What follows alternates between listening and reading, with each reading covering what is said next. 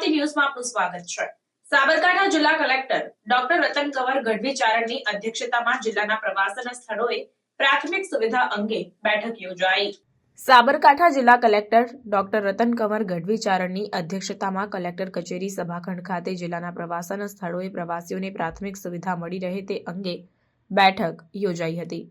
ગુજરાત પ્રવાસન નિગમ દ્વારા ગુજરાતમાં આવેલ તમામ પ્રવાસી સ્થળો પર પ્રવાસીઓની પ્રાથમિક સુવિધાને ધ્યાને લઈ સુવ્યવસ્થિત હાઇજેનિક શૌચાલય સહિતની સુવિધા મળી રહે તે હેતુથી કામગીરી હાથ ધરવાનું આયોજન કરવામાં આવનાર છે, જે અંતર્ગત જિલ્લામાં આવેલ પ્રવાસન સ્થળોએ પ્રવાસીઓને જરૂરી પ્રાથમિક સુવિધા મળી રહે તે આશયથી આ બેઠકનું આયોજન કરવામાં આવ્યું।